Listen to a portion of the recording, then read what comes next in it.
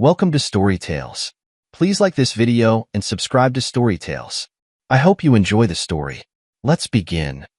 The crystal glasses clinked together over the mahogany dining table. Harrison Whitmore Harry, to those close to him, raised his glass higher than the others, his smile the widest among the four seated at the table.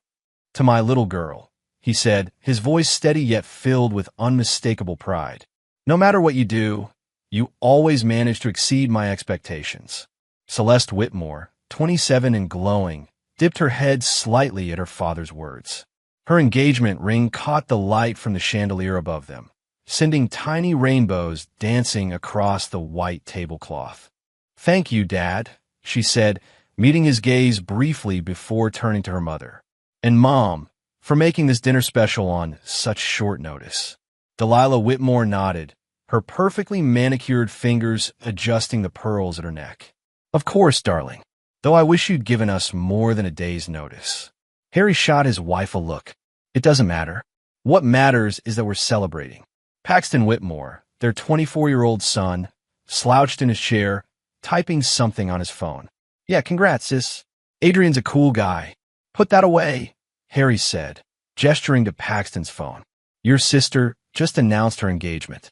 Show some respect." Paxton rolled his eyes, but slipped his phone into his pocket. Harry turned back to Celeste, excitement bubbling inside him. "So, have you set a date yet? Where are you thinking?" "The Hamilton Hotel downtown has that beautiful ballroom. I know the owner, Gary. I can make a call." Celeste exchanged a quick glance with her mother. "Actually, we're thinking of the Rose Garden estate. Adrian's parents suggested it." "The Rose Garden? Bit pretentious, isn't it?" Harry said, wrinkling his nose. "Wouldn't you prefer something more meaningful? What about the beach house in Newport? That's where your mother and I got married." Delilah's smile tightened. "Harry, that was over 30 years ago. Things are different now. The Rose Garden is where all the notable families have their events." Harry took a slow sip of his wine. "And we're not notable, Dad," Celeste cut in. "Adrian's family has connections there. They've already spoken to the event coordinator."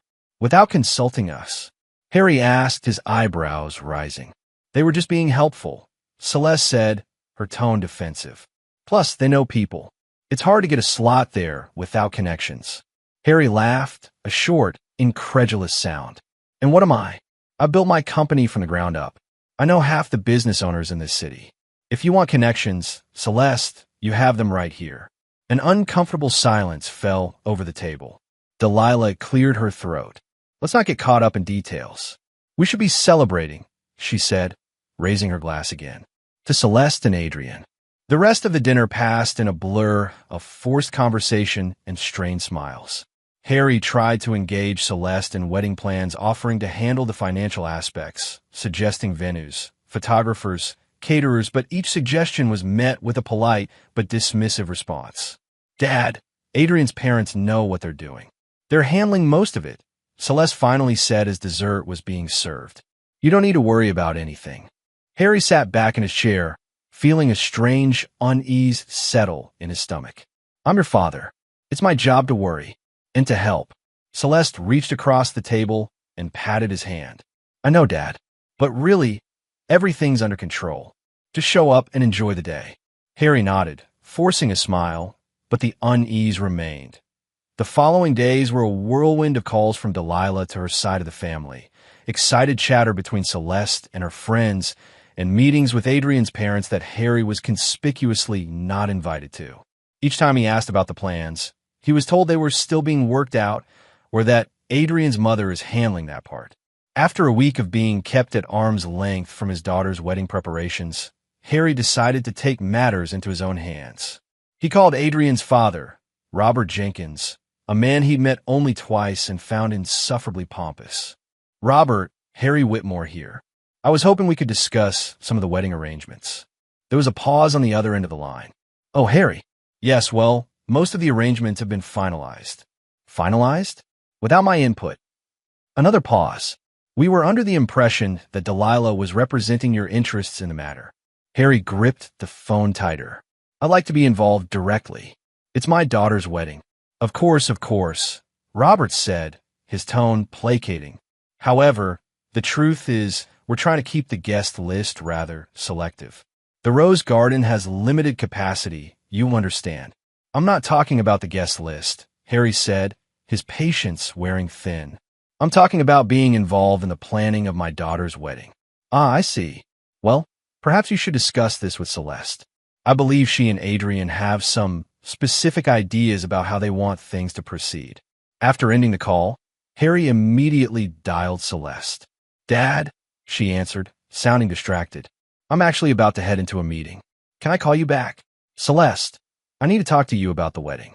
I just spoke with Robert Jenkins, and he seemed to think I'm not involved in the planning. Silence stretched across the line. Celeste, Dad, we should talk about this in person. Can you come over for dinner tomorrow? Mom will be there too. The next evening, Harry arrived at Celeste's downtown apartment, a place he had helped her purchase 3 years ago. Delilah was already there, sitting on the couch with a glass of wine.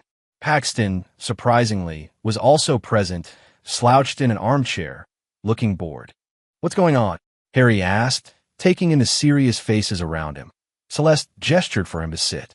Dad, there's something we need to discuss. Harry remained standing. I gather that much. What is it?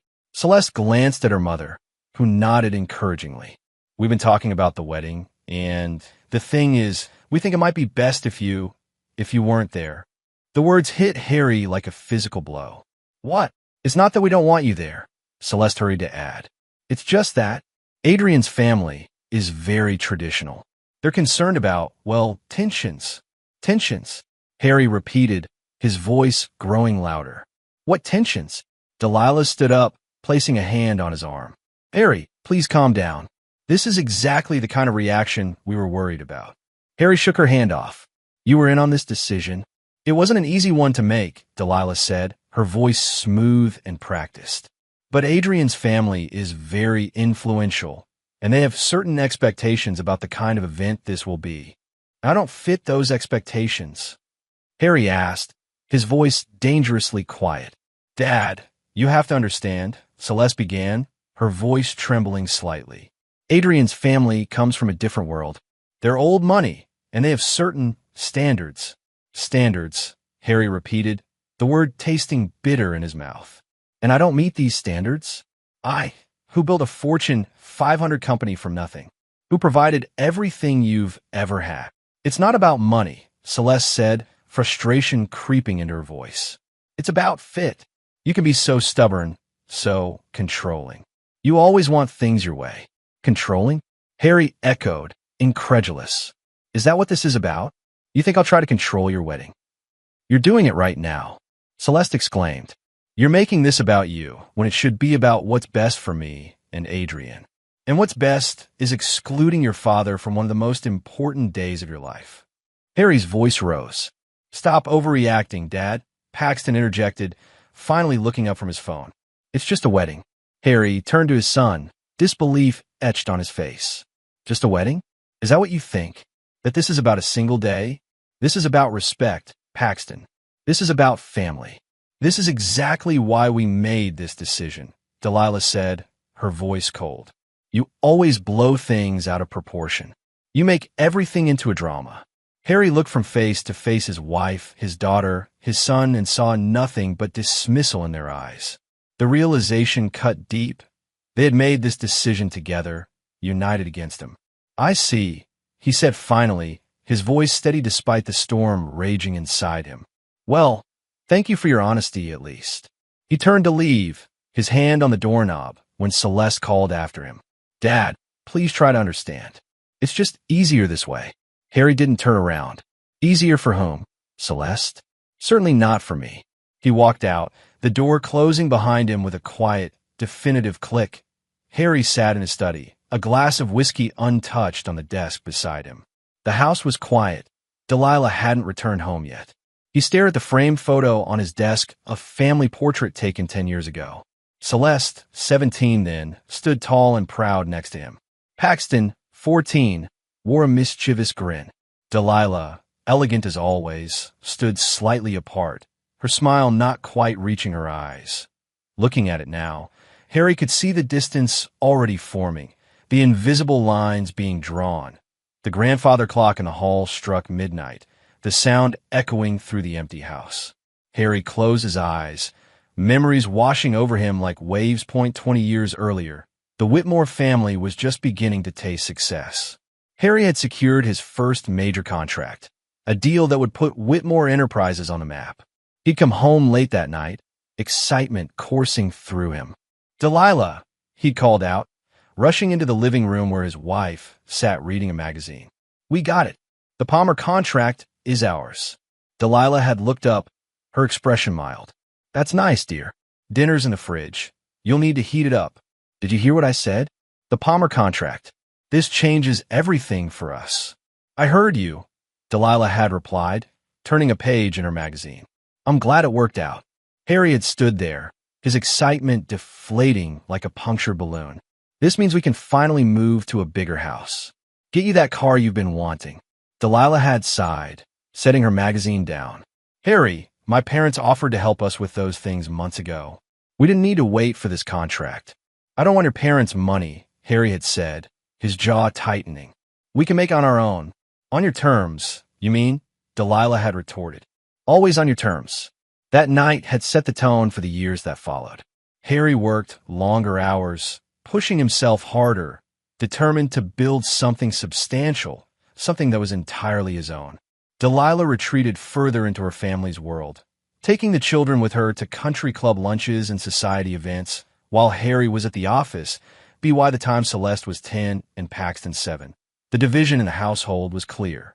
Delilah's family, the prestigious Matthews clan, had enveloped the children in their world of privilege and entitlement. Weekend trips to the Matthews Lake House, summer vacations with Delilah's siblings and their children, private schools chosen by Delilah's father. Harry had fought against it all, but he'd been outnumbered. "They need structure, discipline," Harry had argued one night after discovering Paxton had been caught cheating on a test. "They need to understand the value of hard work. Their children, Harry," Delilah had countered. "They need to enjoy their childhood. Not everyone had a struggle like you did." The words had stung, not because they were cruel, but because they were accurate. Harry had grown up with nothing, fighting for every opportunity. He'd wanted his children to have more than he had, but not at the cost of their character. As the years passed, Harry watched his children grow more distant, more dismissive of his values. Celeste, once his little shadow who would follow him around his home office asking questions about business, became a teenager who rolled her eyes at his advice. Paxton, who had once begged Harry to teach him to throw a baseball, now barely acknowledged him at dinner. The memory that haunted Harry most, however, was from Celeste's high school graduation. He'd arranged to take the day off, a rare occurrence, only to find out the ceremony had been moved up by 2 hours without anyone informing him. By the time he arrived, breathless and apologetic, it was over. He'd found his family outside, taking photos with Delilah's parents. "Where were you?" Celeste had demanded, tears in her eyes. "The ceremony was at 1, not 3, Harry had explained, confused. "That's what was on the invitation. I told Mom last week they changed the time," Celeste had said, her voice breaking. "She was supposed to tell you." Harry had turned to Delilah, who had the grace to look embarrassed. "It slipped my mind," she'd said. "You're always so busy. I didn't think you'd be able to make it anyway." The hurt in Celeste's eyes that day had been genuine. But over time, that hurt had calcified into something harder, something that aligned more with Delilah's casual dismissal of Harry's place in the family. Now, sitting in his study, Harry could trace the path that had led to this moment, his daughter telling him he wasn't welcome at her wedding. It hadn't happened overnight. It had been a slow erosion, a gradual pushing aside until he'd become an outsider in his own family.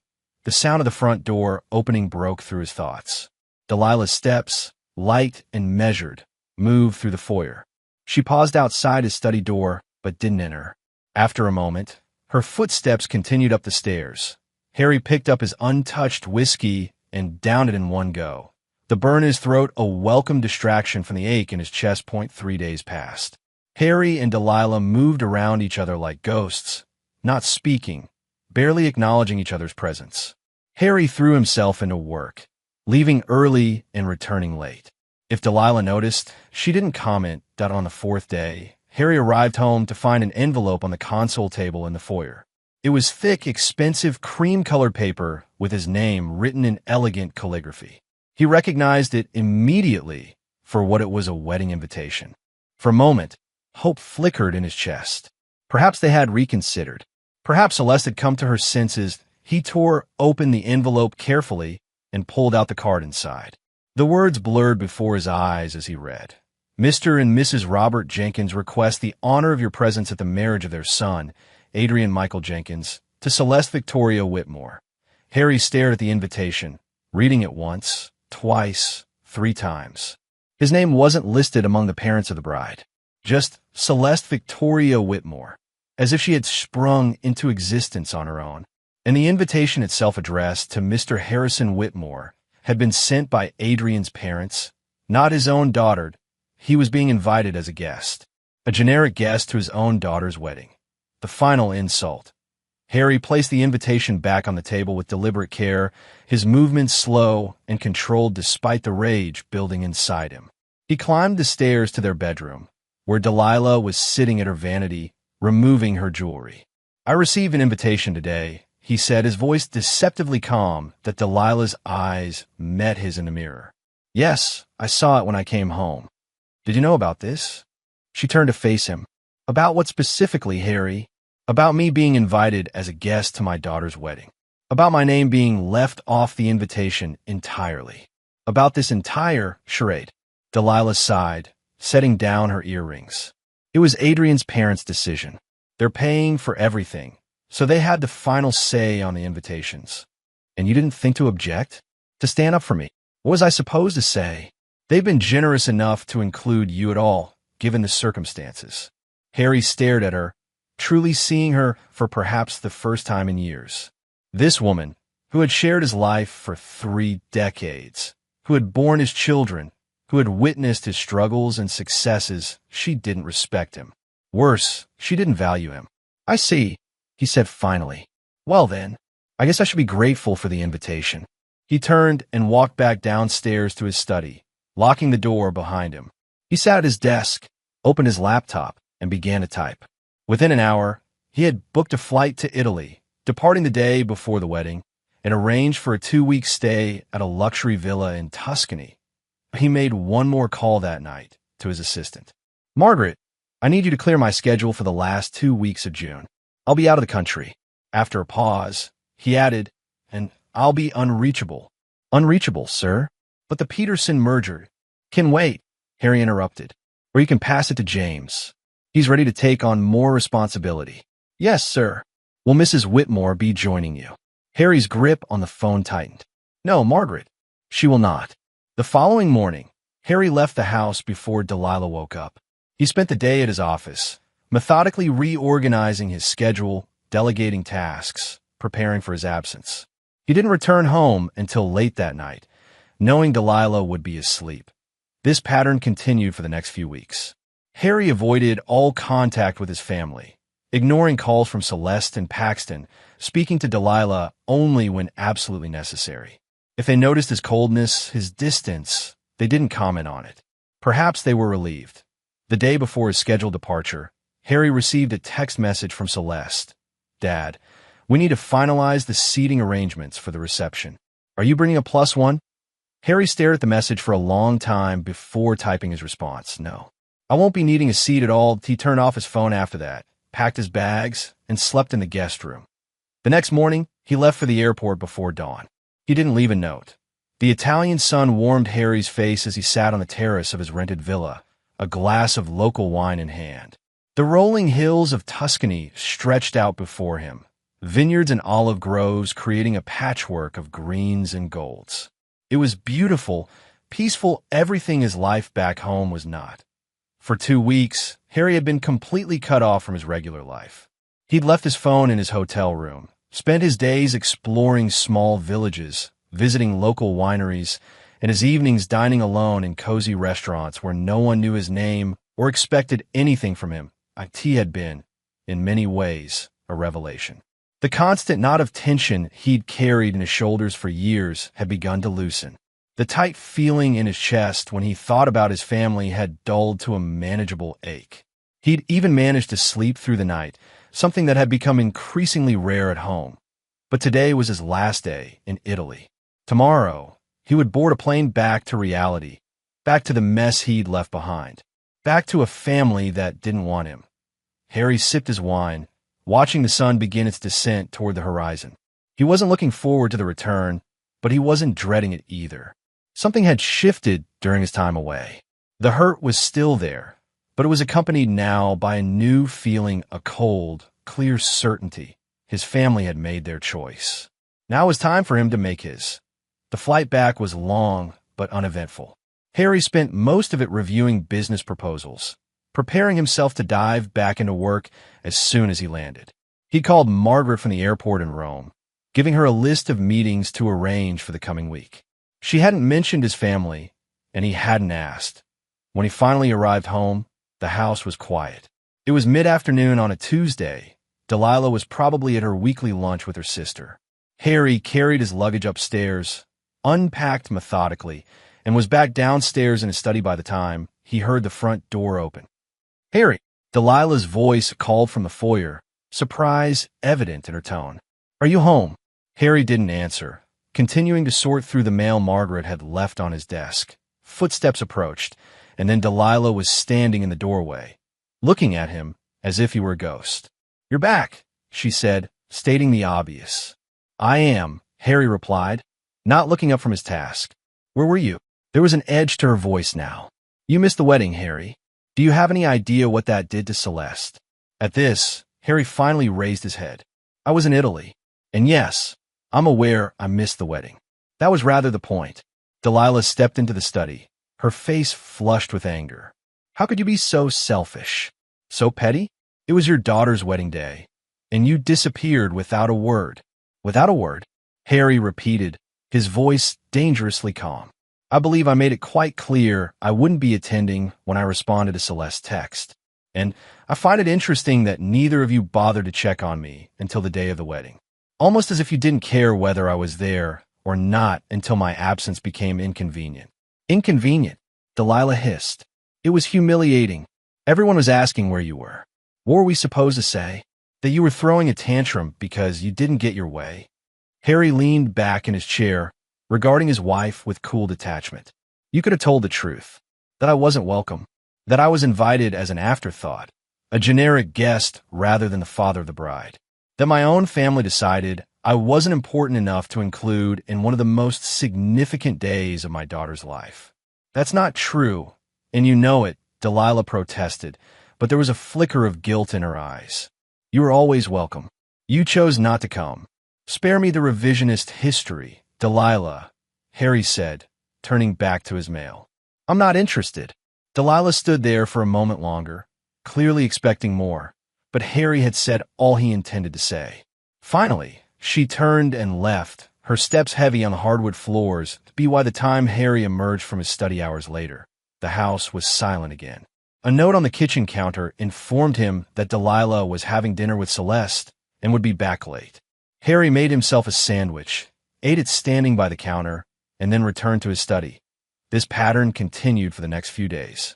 Harry and Delilah orbiting each other's lives, but never connecting. Harry threw himself into work, leaving early and returning late. Delilah filled her days with social engagements, charity committee meetings, lunches with friends, all the activities that had defined her life for years. On the fourth day after his return, Harry's phone rang as he was leaving his office. It was Celeste. For a moment, he considered not answering, but something, perhaps curiosity, perhaps the lingering remnants of paternal obligation, made him pick up. "Celeste," he said, his voice neutral. "Dad," she responded, and Harry could hear the barely contained fury in her voice. "We need to talk." "Do we?" "Yes, we do. You embarrassed me, humiliated me on the most important day of my life." "How could you do that?" Harry closed his eyes, pain lancing through him at her words. The most important day of her life, and she hadn't wanted him there. "I believe I made it clear I wouldn't be attending." "You were invited," Celeste exclaimed. "You got an invitation, and then you just disappeared." "Do you know what people were saying?" "That you didn't approve of the marriage. That you and Mom were having problems. That you were too busy with work to attend your own daughter's wedding." "And which version did you prefer?" Harry asked, his voice soft but cutting. Which lie was most convenient for you? That's not fair, Celeste protested. You put me in an impossible position. I put you in an impossible position, Harry repeated, incredulity coloring his voice. You excluded me from your wedding. You allowed your fiancé's parents to send me a generic invitation as if I were some distant acquaintance. You made it abundantly clear that my presence was neither required nor desired. And yet somehow, I put you in an impossible position. It wasn't like that, Celeste insisted, but her voice had lost some of its conviction. You're twisting everything. I don't think I am, Harry said. But it doesn't matter now. The wedding is over. You're married. Life goes on. So that's it. You're just going to act like nothing happened. No, Harry said, his tone hardening. I'm going to act like everything happened. Every slight, every dismissal, every time you and your mother and your brother made me feel unwelcome in my own family. I'm going to remember it all, Celeste, and I'm going to respond accordingly. There was a pause, and then Celeste's voice came back, smaller now. What does that mean? It means goodbye, Celeste, Harry said, and ended the call. He sat in his car for a long time afterward, staring at nothing, feeling the weight of the decision he'd just made. Then he started the engine and drove home.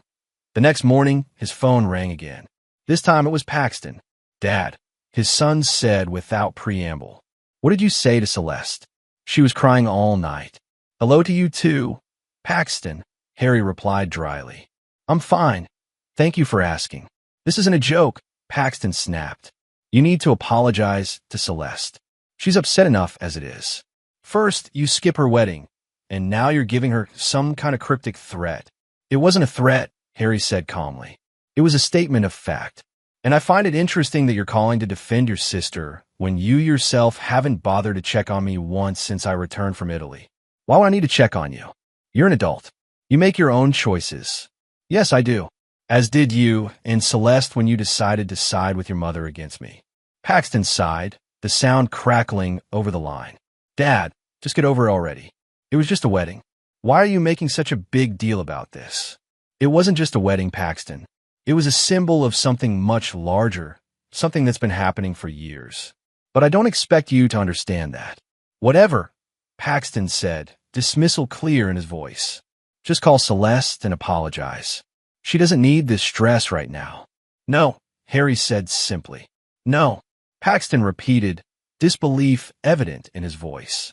What do you mean, no? I mean, no, Paxton. I will not be calling Celeste to apologize. I have nothing to apologize for. You're unbelievable, Paxton muttered. Fine, have it your way. But don't come crying to us when you realize what you've lost. The line went dead. Harry stared at his phone for a moment, then placed it back on his desk. What he'd lost? He'd lost it long ago. He just hadn't realized it until now. By the time Harry arrived home that evening, his phone had accumulated a dozen missed calls and twice as many text messages, all from Delilah. He ignored them all, pulling into the garage and entering the house with a sense of weary resignation. He could hear Delilah's voice coming from the kitchen, sharp and agitated. Don't understand how he could be so cruel, she was saying as Harry approached. Celeste is devastated. Perhaps you should have thought of that before you encouraged her to exclude me from the wedding, Harry said from the doorway. Delilah whirled around, her face flushed. She was holding her phone, and Harry realized she'd been on a call. I'll call you back, she said quickly and ended the call. Then, to Harry, you had no right to speak to Celeste that way. And you had no right to turn my children against me, Harry replied evenly. Yet here we are. Turn them against you. Delilah repeated, incredulous. I've spent years making excuses for you, Harry. Years telling them that you love them even when you're too busy to show it. Years smoothing over the hurt feelings and disappointments when you missed another school play, another game, another important moment in their lives because you were too obsessed with your precious company. Harry leaned against the doorframe, a bitter smile twisting his lips. Is that what you've been doing? Making excuses for me? How generous of you. Tell me, Delilah, did you also make excuses for me when you convinced Celeste it would be better if I didn't attend her wedding? Did you tell her how controlling I am, how difficult, how embarrassing? Delilah's expression flickered, A momentary flash of guilt that confirmed Harry's suspicions more clearly than any confession could have. "That's what I thought," Harry said quietly. "You have no idea what I said to Celeste," Delilah protested, but her voice lacked conviction. "I think I do," Harry said. "I think you did the same thing you've been doing for years, painting me as the villain so you could be the hero, making me the bad guy so you could be the good guy. It's a neat trick, Delilah, but it stops now." "What does that mean?" Delilah asked, echoing Celeste's question from earlier. "It means I'm done," Harry said, pushing away from the doorframe. "Done being the outsider in my own family. Done trying to earn the respect of people who have no intention of giving it. Done with all of it." He turned to leave, but Delilah's voice stopped him. "What are you saying, Harry? Are you leaving me?" Harry looked back at her, at this woman he'd spent most of his life with, and felt nothing. No anger, no hurt, no love. Just emptiness. "No, Delilah," he said. "I'm not leaving. Not yet. But things are going to change, and you're not going to like it." As he walked away, Harry felt a strange sense of lightness. The path ahead was clear now. No more confusion, no more doubt, no more hoping for a change that would never come. Just clarity and purpose. His phone buzzed in his pocket, another message from Celeste or Paxton, no doubt. He ignored it, continuing up the stairs to the guest room, where he'd been sleeping since his return. Tomorrow, he would begin to implement his plan. The lobby of Stokes & Partners law firm gleamed with marble and polished wood. Harry sat in one of the leather armchairs, waiting for his appointment. He'd been Randall Stokes' client for over 20 years, trusting the man with both personal and business legal matters. "Mr. Whitmore," a young receptionist called. "Mr. Stokes will see you now." Harry followed her down a corridor to a corner office where Randall Stokes, a man in his mid-60s with silver hair and sharp eyes, rose to greet him. "Harry," Randall said warmly, shaking his hand. "Good to see you. Though I must admit, your request for an urgent meeting had me intrigued. Thank you for accommodating me on such short notice." "Randall," Harry replied, taking a seat across from the lawyer's desk. "Of course. Now, what can I help you with today?" Harry placed his briefcase on his lap, opening it and removing a folder. "I need to make some changes to my will and various other financial arrangements." Randall's eyebrows rose slightly. "I see. What kind of changes are we talking about?" "Substantial ones," Harry said, sliding the folder across the desk. "I want to remove my children as beneficiaries entirely." Randall sat back in his chair, surprise evident on his face. "That's a significant change, Harry. May I ask what prompted this decision?"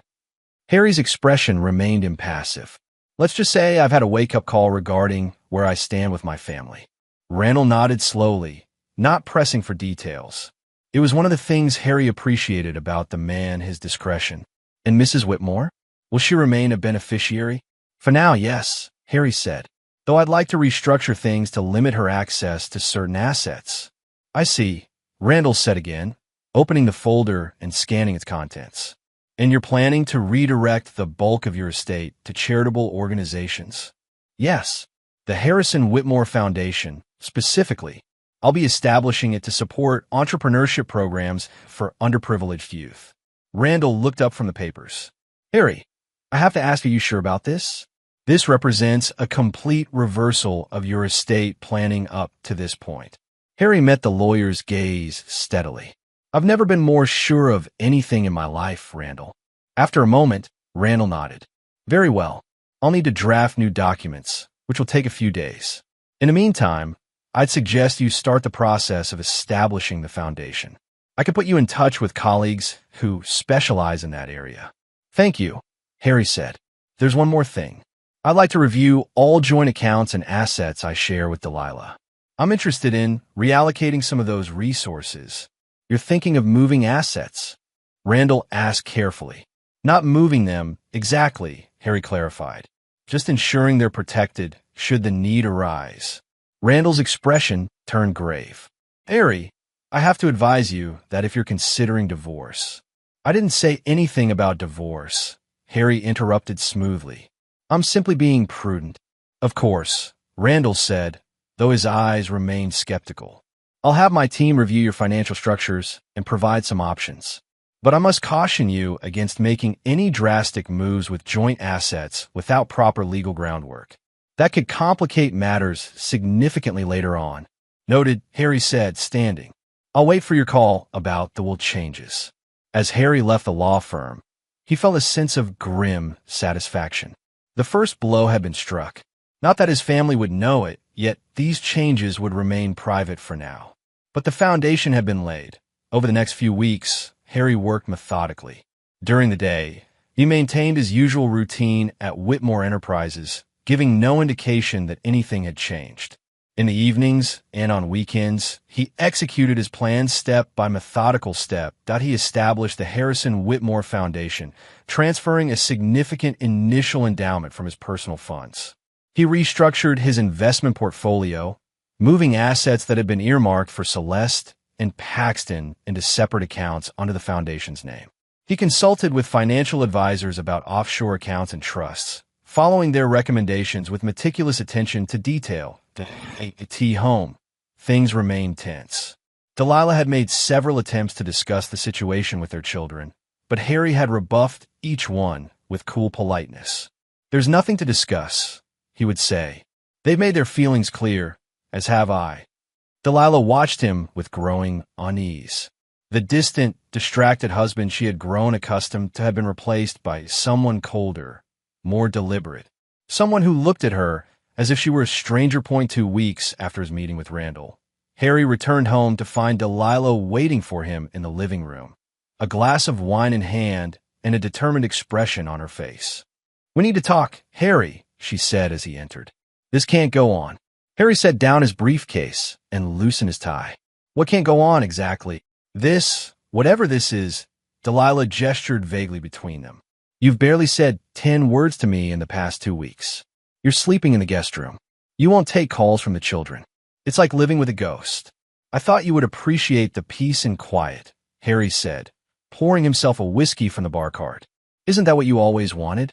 For me to stop making a fuss, stop overreacting. Don't twist my words, Delilah snapped. I never wanted this. Whatever's happening with you. Harry took a sip of his drink, regarding his wife over the rim of the glass. What's happening with me is simple, Delilah. I'm finally seeing things clearly. I'm finally accepting the reality of our family dynamic. And what reality is that? Delilah challenged. That I'm an outsider. That I always have been.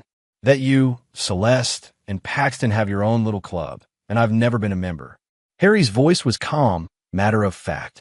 It was my fault, really. I spent so many years trying to provide for you all, trying to build something meaningful, that I didn't notice when you started building walls to keep me out.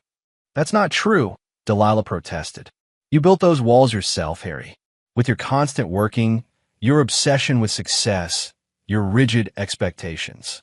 Perhaps, Harry conceded, but you were all too happy to shelter behind them, weren't you? To use them as an excuse to exclude me, to dismiss me, to treat me as if my feelings, my place in this family, were inconsequential. That's not fair, Delilah said, her voice rising. Isn't it? Harry asked.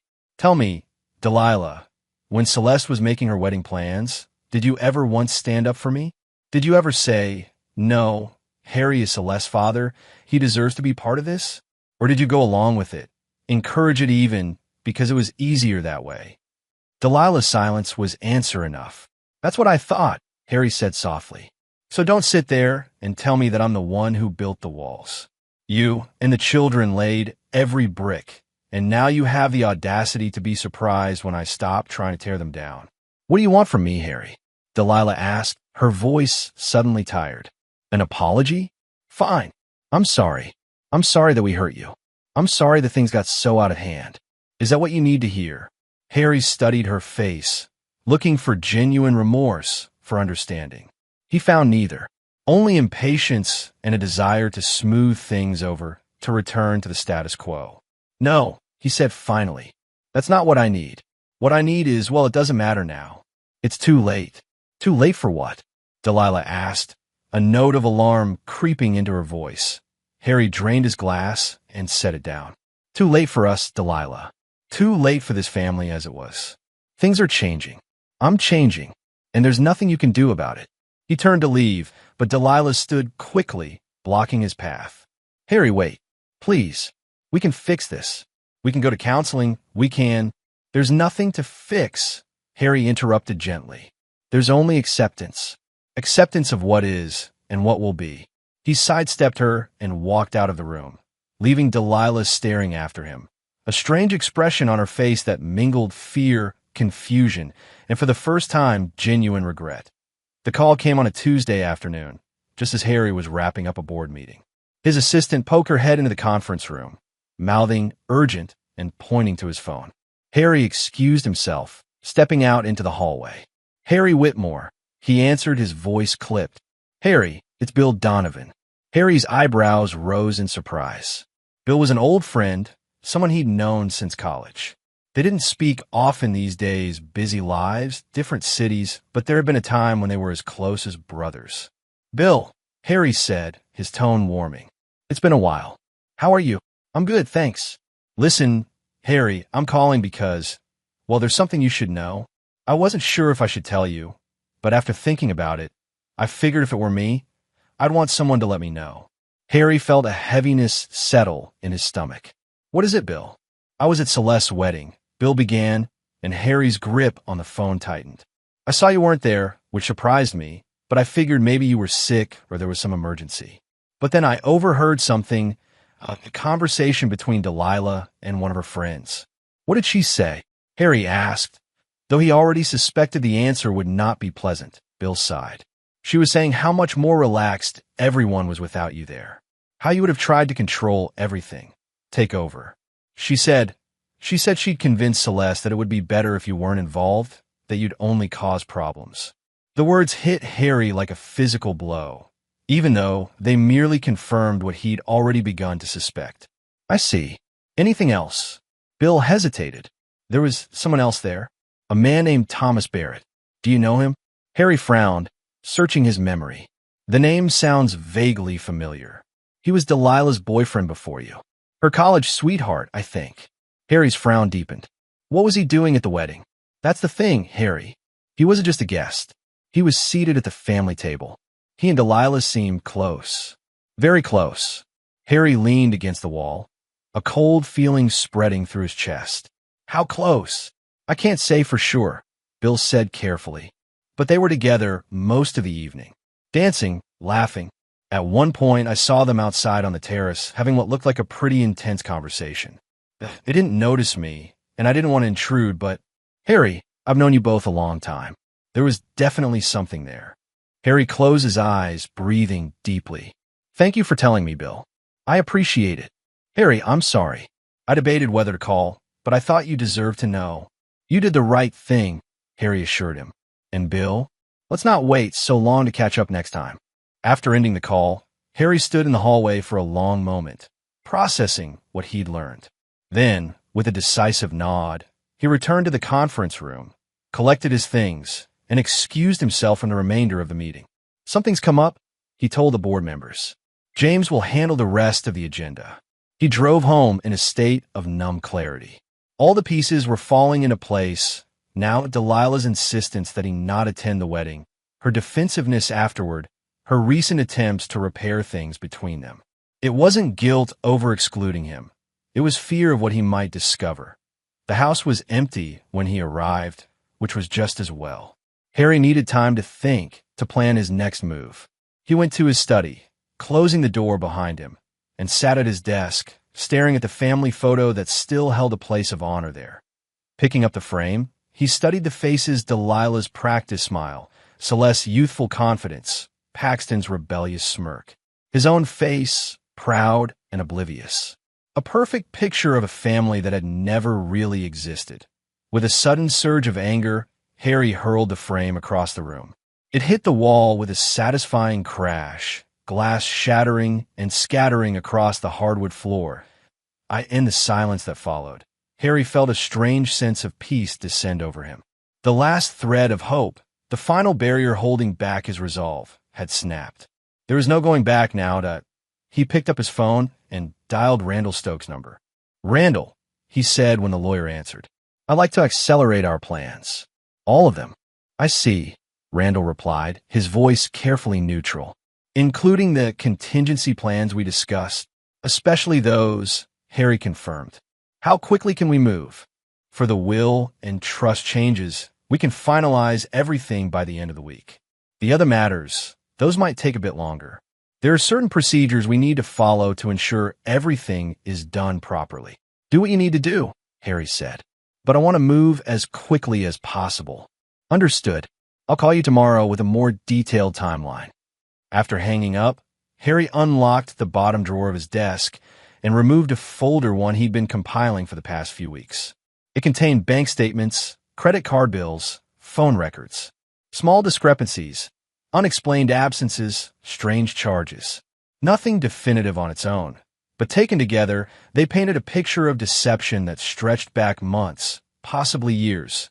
Harry had begun investigating Delilah's activities out of a vague suspicion, a nagging feeling that something wasn't right. Now, with Bill's revelation, his suspicions had crystallized into certainty. Delilah had been reconnecting with her old flame, possibly carrying on an affair, and had used the wedding as an opportunity to bring him back into her life openly. And Harry's children, his own flesh and blood, had either been complicit in the deception or too self-absorbed to notice or care. Either way, the betrayal was complete. As Harry sat surrounded by evidence of his wife's duplicity, a plan began to form in his mind. A plan not just for separation or divorce, but for a reckoning. A plan to make each member of his family face the consequences of their actions. To feel the full weight of what they had done to IT would require patience, precision, and a certain ruthlessness that Harry wasn't sure he possessed. But as he thought of Celeste's wedding, a celebration he'd been barred from, where his wife had flaunted her relationship with another man, where his children had celebrated without a thought for their absent father, he felt something harden inside him. Yes, he could be ruthless. For this, he could be whatever he needed to be. The sound of the front door opening interrupted his thoughts. Footsteps in the foyer, a rustling of bags, Delilah returning from wherever she'd been. Harry quickly gathered the scattered papers, returning them to the folder and locking it in his desk drawer. The broken picture frame and glass remained on the floor, a visible manifestation of his shattered family. "Harry," Delilah called. "Are you home?" Harry didn't answer. Let her find him here among the wreckage. Let her see what her betrayal had wrought. The footsteps approached, stopping outside his study door. A soft knock. "Harry, I know you're in there. We need to talk." Harry leaned back in his chair, eyes fixed on the door. "Come in, Delilah." The door opened, and Delilah stepped inside, her expression shifting from determination to shock as she took in the broken glass on the floor, the empty space on the wall where the family photo had hung. "What happened?" she asked, her voice faltering. Harry gestured to the mess. "Reality happened. Truth happened." Delilah's eyes narrowed in confusion. "What are you talking about?" "I know, Delilah," Harry said simply. "About Thomas Barrett. About how you've been seeing him. About how you made sure he was at the wedding while ensuring I wasn't." The color drained from Delilah's face. "Harry, I don't know what you think you know, but save it." Harry interrupted, his voice hard. "I have the evidence. Bank statements, credit card charges, phone records. Those mysterious weekend shopping trips to Chicago.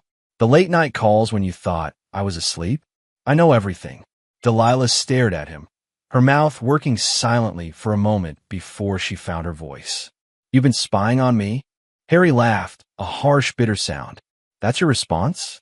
I catch you in an affair, and you're upset that I found out?" Classic Delilah. "It's not what you think," Delilah insisted, taking a step toward him. "Yes, Thomas and I have been in contact.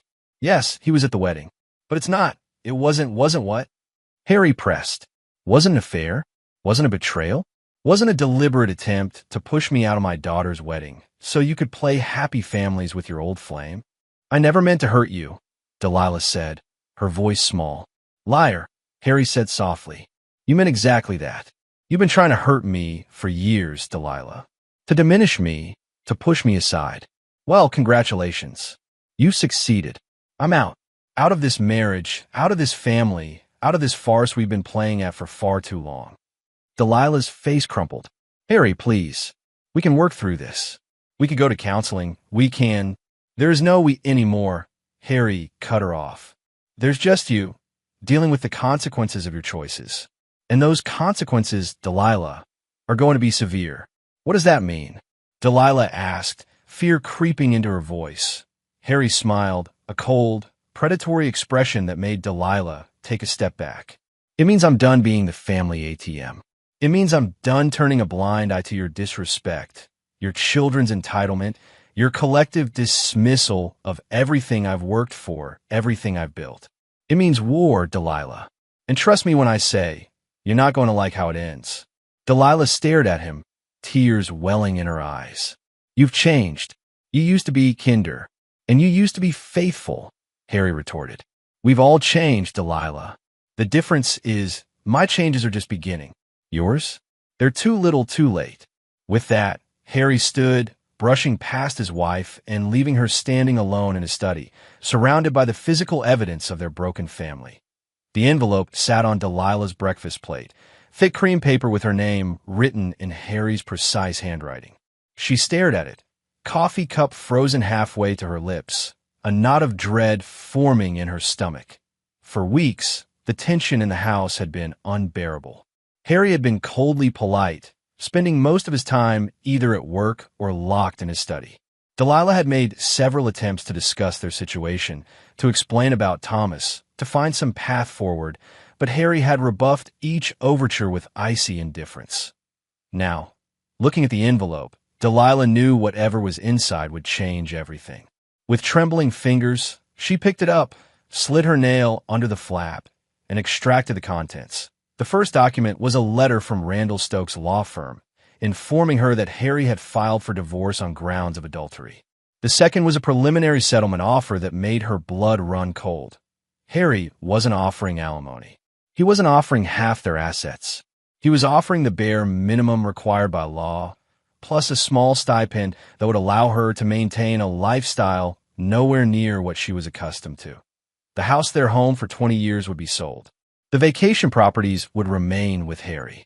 The artwork, the antiques, most of the jewelry, all to be liquidated with proceeds split according to a formula that heavily favored Harry. It was, in short, financial devastation dressed up as a legal document. The sound of footsteps on the stairs made Delilah look up. Harry entered the kitchen, immaculately dressed in a charcoal suit, his expression unreadable. Is it? Harry asked mildly. I think it's rather generous, considering the circumstances. Generous? Delilah repeated, incredulous. You're leaving me with practically nothing. Nothing. Harry raised an eyebrow. You'll have more than enough to live comfortably, Delilah. Not in the manner to which you've become accustomed, perhaps, but comfortably nonetheless. Besides, I'm sure Thomas will be happy to help you adjust to your new circumstances. Delilah flinched at the mention of Thomas. There is nothing between Thomas and me. Not anymore. It was a mistake, a stupid, careless mistake. A mistake that went on for months, Harry pointed out. A mistake that you were careful to hide. A mistake that you used our daughter's wedding to facilitate. Those don't sound like the characteristics of a mistake, Delilah. They sound like the characteristics of a calculated decision. I was unhappy, Delilah said, wiping at the tears that had begun to fall. You were always so distant, so absorbed in your work. I felt invisible. And now you're unhappy because I'm paying too much attention, Harry observed. Ironic, isn't it? This isn't you, Delilah said, shaking her head. You're not this cruel, this vengeful. You're right, Harry agreed, setting down his coffee cup. I wasn't. But people change, Delilah. You changed me. You and the children. You taught me a valuable lesson about loyalty, about family, and I'm simply applying what I've learned. The children had nothing to do with this, Delilah protested. Leave them out of it. The children made their choice long ago, Harry said. They chose you. They chose your values, your perspective. They dismissed me, just as you did. And now they'll share in the consequences, just as you will. What does that mean? Delilah asked, fear evident in her voice. It means I've made some changes to my will, my trust, my financial arrangements, Harry explained. Changes that reflect the new reality of our family dynamic. You've cut them off, Delilah realized, horror dawning on her face. Not entirely, Harry corrected. They'll receive token inheritances, just enough to remind them of what they've lost. They're your children, Harry, are they? Harry asked softly, because they haven't acted like it.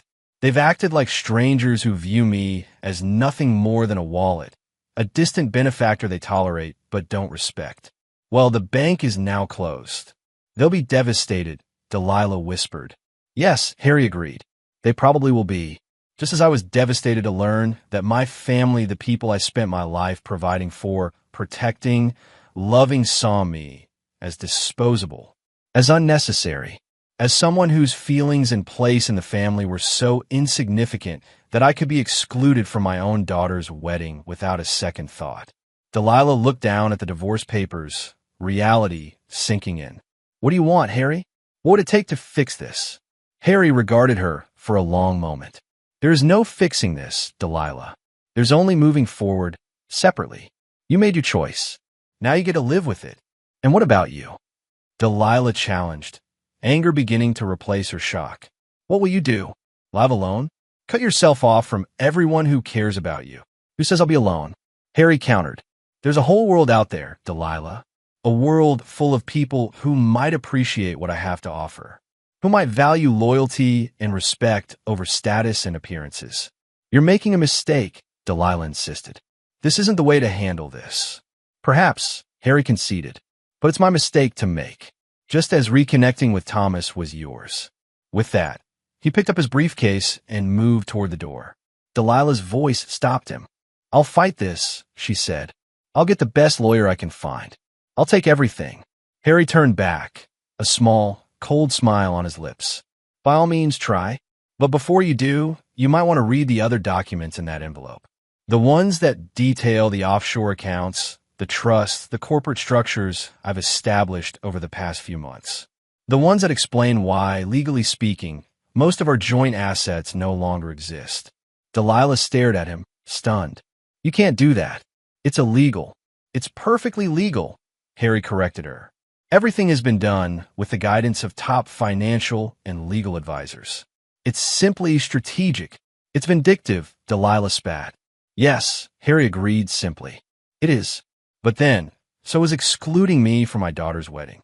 So is carrying on an affair behind my back. So is turning my children against me.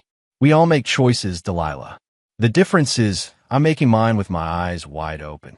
He left then, the sound of the front door closing with quiet finality. Delilah sat at the table, surrounded by legal documents that spelled the end of her marriage and the lifestyle she had taken for granted for decades. With shaking hands, she reached for her phone and dialed Celeste's number. Mom, Celeste answered, sounding concerned. What's wrong? You never call this early. Your father, Delilah said, her voice breaking. He's filed for divorce. There was a pause, then Celeste's voice stunned. What? What? He knows about Thomas, Delilah admitted. He knows everything. Oh, Mom, Celeste breathed. What are we going to do? I don't know, Delilah said, staring at the papers before her. But it's bad, Celeste. It's really bad. As Delilah filled her daughter in on the details, she couldn't shake the image of Harry's face as he'd left not angry, not hurt, but resolved, determined. This wasn't a temporary tantrum or a negotiating tactic. This was Harry Whitmore declaring war. And Delilah, for the first time in their marriage, was genuinely afraid of what that meant.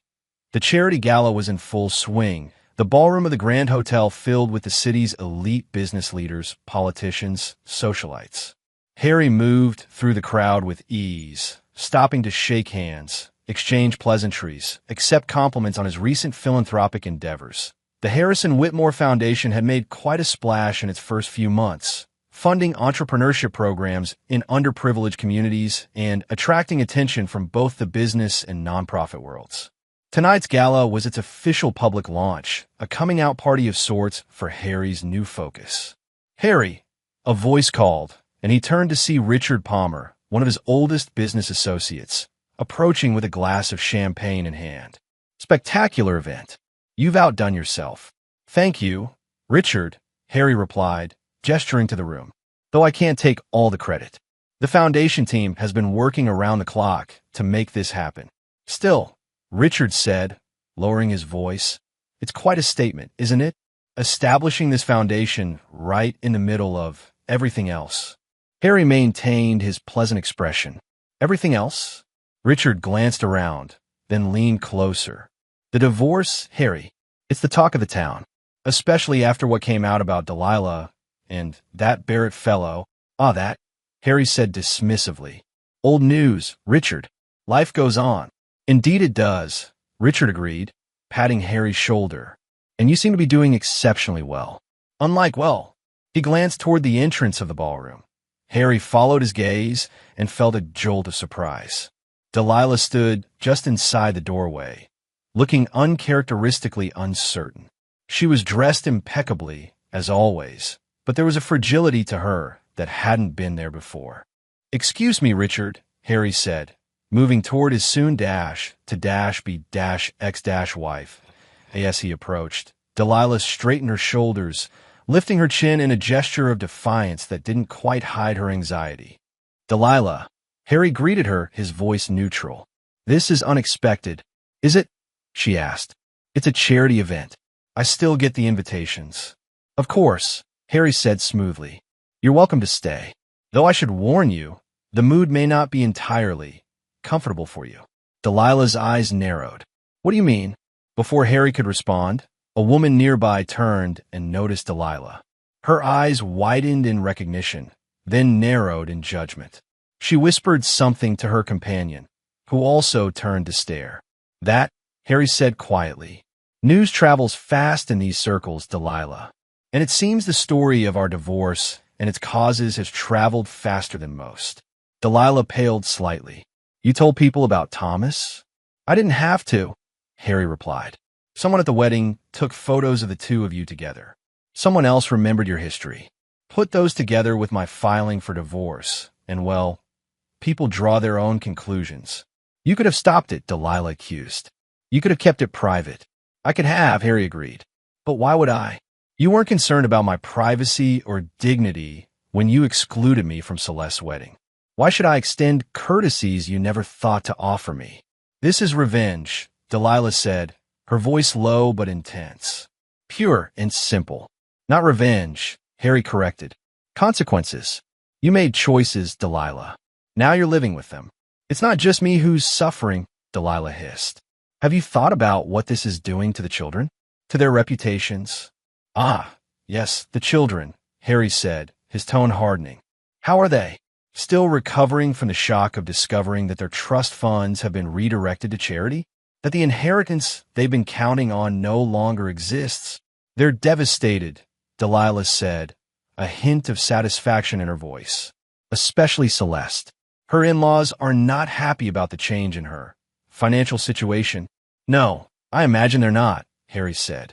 The Jenkinses have always been obsessed with status and money. One wonders if they would have been so eager for the match had they known Celeste wouldn't be bringing a substantial dowry to the marriage. Adrian loves her, Delilah protested. It's not about money. If you believe that, you're more naive than I thought, Harry said. But it doesn't matter. Celeste made her choice. She prioritized her relationship with the Jenkinses over her relationship with me. She can live with the consequences. And Paxton, Delilah challenged. What has he done to deserve being cut off? He's drowning in debt, Harry. He's had to sell his car, move out of his apartment. Paxton has been living beyond his means for years, Harry pointed out. Taking money from me while treating me with contempt. Perhaps some financial hardship will teach him the value of work, of earning what you have instead of simply expecting it to be handed to you. You've become cruel, Delilah said, shaking her head. I hardly recognize you anymore. Strange, Harry remarked. I was just thinking the same about you. The Delilah I married would never have betrayed her husband, never have conspired to exclude him from his daughter's wedding, never have turned his children against him. Yet here we are. Before Delilah could respond, they were interrupted by the arrival of Margaret, Harry's assistant. I'm sorry to interrupt, Mr. Whitmore, Margaret said, casting a wary glance at Delilah. But it's time for your speech. Thank you, Margaret, Harry said. To Delilah, if you'll excuse me, duty calls. Harry moved toward the stage, aware of the eyes following him, the whispers trailing in his wake. As he took his place at the podium and gazed out at the assembled crowd, the movers and shakers of the city, many of whom had been acquaintances for decades, he felt a strange sense of liberation. For years, he had cared what these people thought. He had worked to maintain a certain image, a reputation. Now, with his marriage in tatters and his relationship with his children severed, that image had been shattered. And yet, looking out at the faces turned toward him, Harry realized that his standing had not diminished. If anything, it had grown. The divorce, the betrayal, the cutting off of his entitled children, all of it had transformed him in the eyes of his peers. No longer just a successful businessman, but a man of principle, of backbone. A man who wouldn't be taken advantage of, who stood up for himself when wronged. "Good evening," Harry began, his voice strong and clear. "Thank you all for coming tonight to support the Harrison Whitmore Foundation. Many of you have asked why I chose to establish this foundation now, at this point in my life. The answer is simple: legacy." He paused, his gaze finding Delilah in the crowd, standing alone near the back of the room. "We all reach a point where we must consider what we're leaving behind, what mark we'll make on the world. For too long, I believed my legacy was secure in the hands of my family. I was wrong. True legacy isn't about passing on wealth to those who happen to share your DNA. It's about creating lasting change, about giving opportunities to those who will appreciate them, who will make the most of them." A murmur ran through the crowd. Harry continued, his voice gaining strength. "The Harrison Whitmore Foundation will provide scholarships, mentorship, and seed funding to young entrepreneurs from disadvantaged backgrounds. People who understand the value of hard work, of perseverance. People who don't expect success to be handed to them, but are willing to fight for it." He looked directly at Delilah now, his gaze unwavering. "In recent months, I've learned some difficult lessons about trust, about loyalty, about what truly matters in life. These lessons have been painful, but necessary. They've shown me that the only legacy worth leaving is one built on solid foundations, not of obligation or blood, but of shared values and mutual respect." By the time Harry finished his speech, Delilah was gone. But her departure hadn't gone unnoticed. As Harry mingled with guests afterward, he overheard snippets of conversation. "Can you believe she had the nerve to show up? After what she did to him. And now the children are struggling. Turns out they're not such hot commodities without daddy's money. Did you hear about the son? Working as a bartender now. Imagine. And the daughter's marriage is already on the rocks. The Jenkins boy married beneath himself, after all. The rumors, the gossip, the social fallout, it was all unfolding exactly as Harry had anticipated. The Whitmore family, once respected and envied, was now the subject of whispers and judgment. Delilah, once a fixture on charity boards and social committees, was finding herself increasingly isolated. Celeste, whose wedding had been the social event of the season, was now watching her in-laws distance themselves, their enthusiasm for the match cooling as it became clear that the Whitmore fortune would not be flowing in their direction.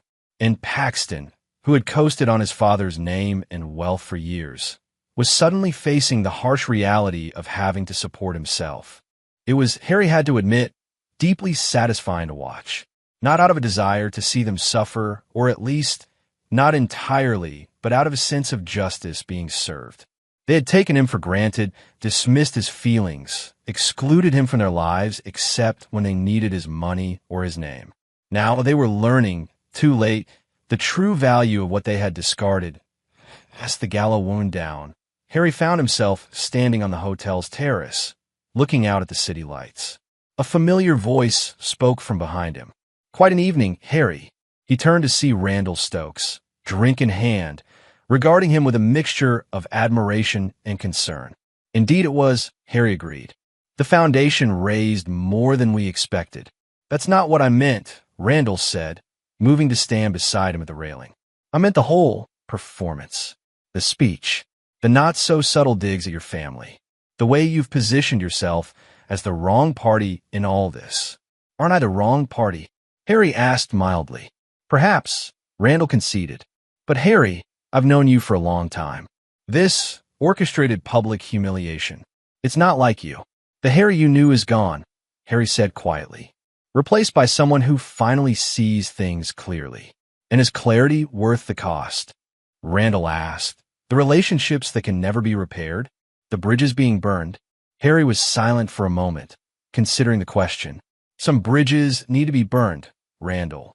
Some relationships aren't worth repairing. My family made their choice long ago. They chose to exclude me, to use me, to betray me. Now, they're facing the consequences of that choice. And when it's over, Randall pressed, when the dust settles and the divorce is final and your family is thoroughly punished, what then? Harry turned to look at his old friend. Then I start over. Free from the weight of expectations I've never been able to meet, from a family that never truly valued me. Free to build something new, something better. Randall nodded slowly. I hope you find what you're looking for, Harry. I really do. As Randall walked away, Harry turned back to the city view, reflecting on his words. Was this revenge worth the cost? Were these burned bridges ones he might someday regret destroying? Perhaps. But as he thought of the years of dismissal, of being the outsider in his own family, of the final betrayal of being excluded from his daughter's wedding while his wife rekindled an old flame, Harry found it hard to imagine a future where reconciliation was possible. Some wounds were too deep to heal. Some betrayals too profound to forgive. And Harry Whitmore, the new Harry Whitmore, the one who had emerged from the ashes of his family's betrayal, was not inclined to try. 6 months had passed since the gala. Fall had given way to winter, winter to spring, and now the city was in full bloom, trees lining the streets laden with fresh green leaves and fragrant blossoms. Harry stood in his new penthouse, gazing out at the view of the park below. The divorce had been finalized 3 months ago. The house sold. The proceeds divided according to the terms Harry's lawyers had negotiated. Delilah had fought, hiring one of the most aggressive divorce attorneys in the city. But in the end, she'd had to settle for far less than she'd expected. Tonight was special. Harry was hosting a party, a housewarming of sorts, though that term seemed inadequate for the gathering he had planned. It was in many ways a celebration of his new life, his new beginning, a statement to the world and to himself that he had moved on. The penthouse was already filled with flowers, catering staff bustling about, setting up for the evening's festivities. Harry had invited a carefully curated guest list, business associates, friends, members of the foundation's board, and a few select new acquaintances he'd made in recent months. Notably absent from the invitation list were Delilah, Celeste, and Paxton. The doorbell rang, and Harry glanced at his watch. Too early for guests. His assistant, Margaret, who had been helping with the arrangements, moved to answer it. Mr. Whitmore, she called a moment later, her voice strained. You have visitors. Harry turned, already knowing who it would be before he saw them. Delilah stood in the entryway, flanked by Celeste and Paxton. All three looked uncomfortable, out of place in the sleek modernity of Harry's new home.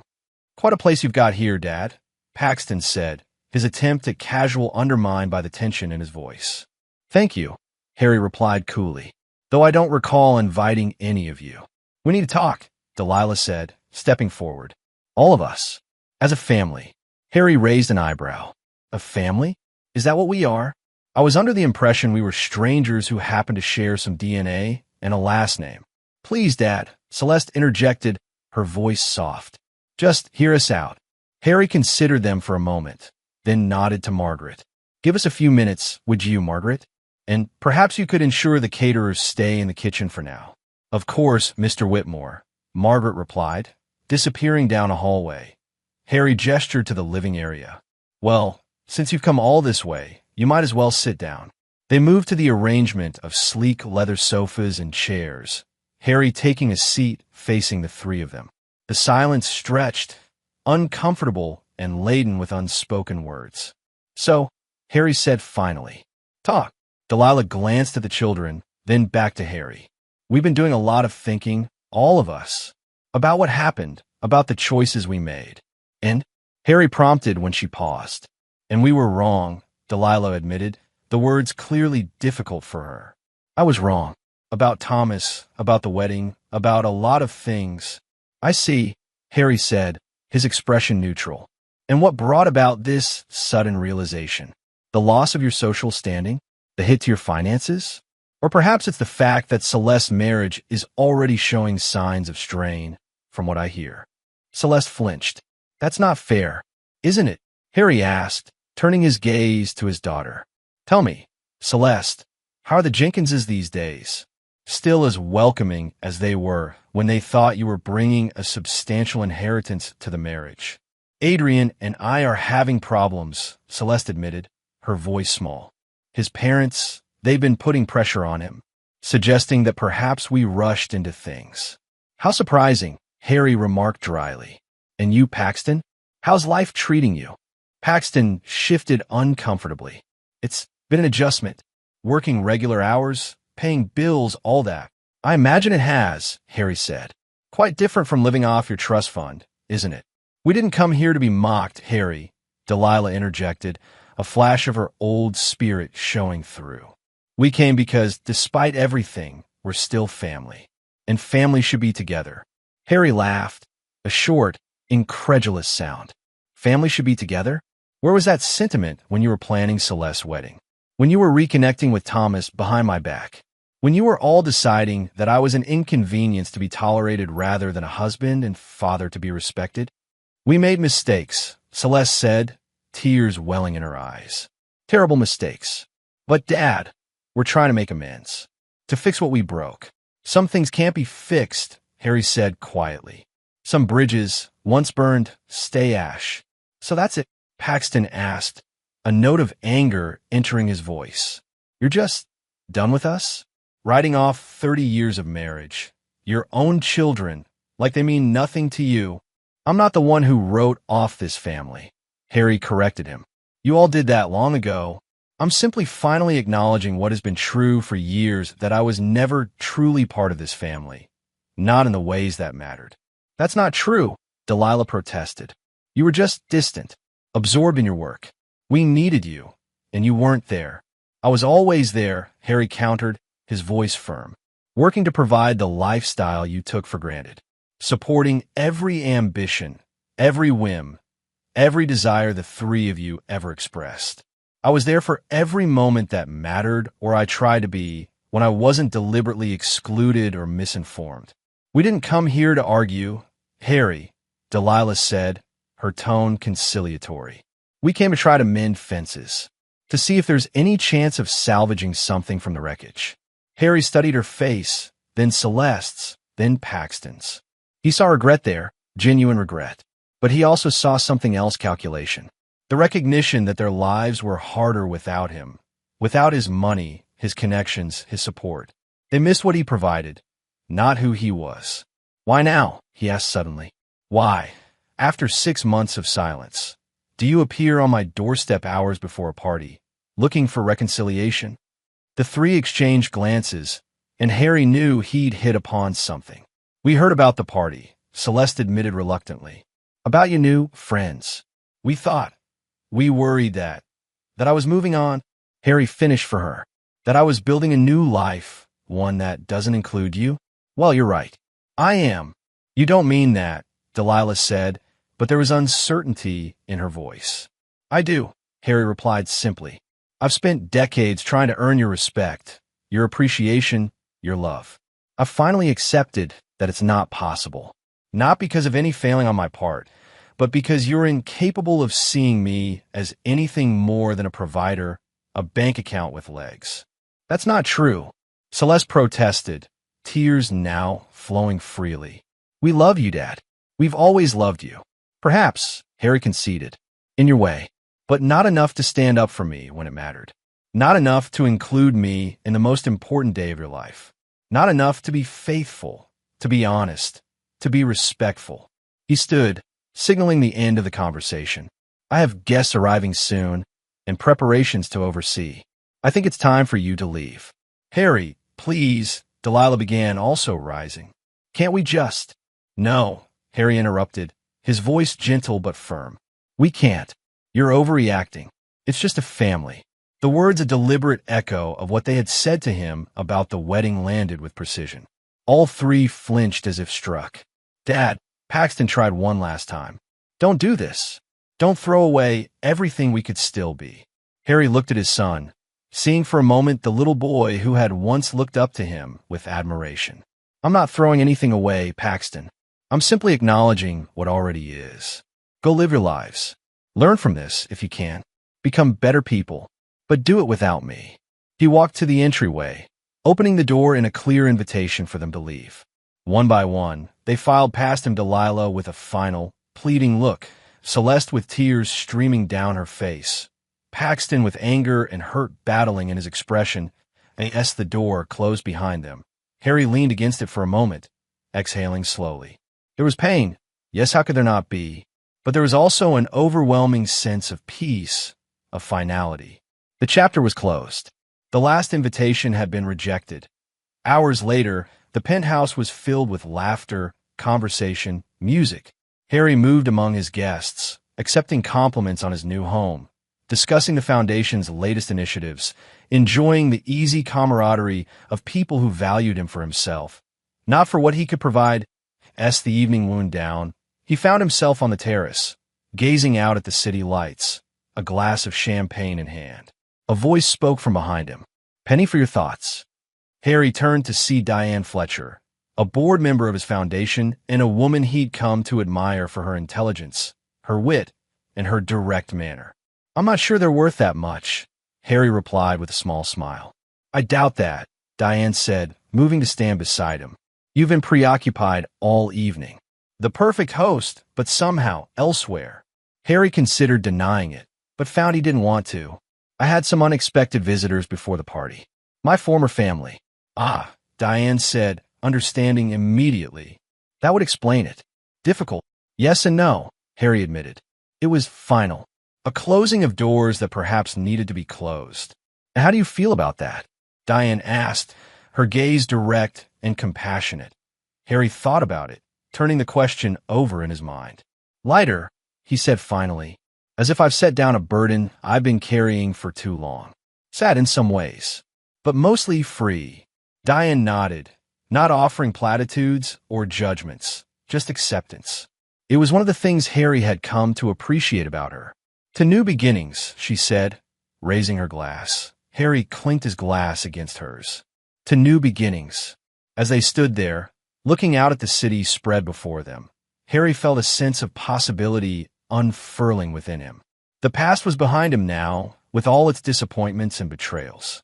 Ahead lay a future of his own making, populated by people who saw him clearly and valued him genuinely. It wasn't the life he had planned, the future he had worked toward for decades. But as he glanced at Diane, catching her warm smile, he thought perhaps it might be better. Different, certainly. Unexpected, absolutely.